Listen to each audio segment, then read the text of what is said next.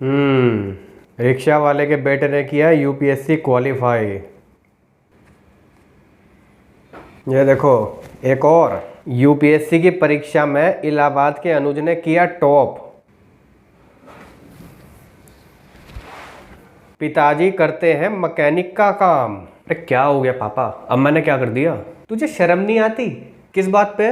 ये गरीबों के बच्चे हर साल आईएएस आईपीएस का पेपर क्वालिफाई करते हैं, और एक तुम हो जो कॉलेज के बाद से जो है ना एक ही जॉब में चिपके हुए हो। अरे लाइफ में कुछ करना वरना है या नहीं? और वैसे भी आजकल प्राइवेट जॉब वालों को कोई नहीं पूछता। पापा, जिन लोगों की आप बात कर रहे हो ना, उनका सिलेक्शन एक दिन में नहीं हुआ। वो लोग दिन रात गवर्नमेंट जॉब की तैयारी में लगे रहते हैं, और इन लोगों के पास गवर्नमेंट जॉब की तैयारी के अलावा और कोई ऑप्शन भी तो नहीं होता। अरे तो तुझे किसने रोका है? तुझे किसी ने मना किया है तैयारी करने से? पापा, यूपीएससी बातों में क्लियर नहीं होता, सब कुछ छोड़ छाड़ के इसकी तैयारी में लगना पड़ता है। अब मैं क्या अच्छी खासी जॉब छोड़ दूँ इसके लिए? अरे क्या अच्छी खासी, सब काट पीट के 35,000 तो तनख्वाह है तेरी। अरे यार, सैलरी तो धीरे धीरे बढ़ी जाती है एक्सपीरियंस के साथ। अब हर किसी को सीधा 1 लाख रुपए की नौकरी तो नहीं मिलती। अरे इसलिए बोल रहा हूँ, मुखर्जी नगर जाके कोचिंग में एडमिशन ले ले। अभी उम्र कम है तेरी, तैयारी कर यूपीएससी की, आईएएस की परीक्षा दे, टाइम है तेरे पास। आईएएस बन गया तो जिंदगी सफल हो जाएगी तेरी, और हम भी थोड़ा नीली बत्ती में बैठने का मजा ले लेंगे। मुझे पागल कुत्ते ने नहीं काटा कि अपनी जिंदगी के कीमती साल यूपीएससी की तैयारी में बर्बाद कर दूं। एक तो साला एग्जाम इतना मुश्किल, ऊपर से जो है ना कंपटीशन इतना ज्यादा, लाखों लोग बैठते हैं इसकी तैयारी में, और सिलेक्शन कितने का होता है? 500 या 600 का। कुल मिला के 1% से भी कम है इसका सिलेक्शन का चांस, और मैं इस एग्जाम के लिए अपनी जवानी खपा दूं। तो हमारी सलाह तुम्हें पागल वाली लगती है? नहीं, मेरा वो मतलब नहीं था। तो क्या मतलब था तेरा? अरे कंपटीशन है क्योंकि इस पोस्ट की इज्जत है। लोग जो है ना सलाम ठोकते हैं डीएम साहब को, पूरे एरिया में चलती है। पापा, होती तो ये भी एक नौकरी ही है ना, और ऊपर से गवर्नमेंट जॉब में तो सैलरी भी ज्यादा नहीं बढ़ती, कई साल में जाके एक बार प्रमोशन होता है। अरे बेवकूफ, सैलरी की कहाँ जरूरत होती है उन्हें? तूने देखा नहीं ये आईएएस अफसरों के कितने बड़े बड़े बंगले होते हैं? ये क्या सैलरी से आए होते हैं? तो आप मुझे एक करप्ट गवर्नमेंट ऑफिसर बनने के लिए बोल रहे हैं? ना जी ना, मैं ईमानदारी की 2 रोटी खा के खुश हूँ। एटलीस्ट रात को चैन की नींद तो आती है।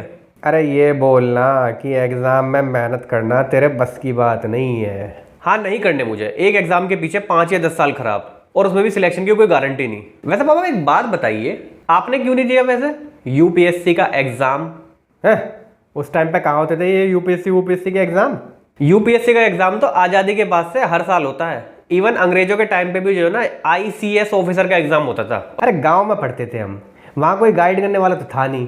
लेकिन आपको डीएम के बारे में तो पता था ना? कभी सोचा नहीं कि मेरा भी इतना रुतबा हो, मैं भी नीली बत्ती की गाड़ी में घूमूं?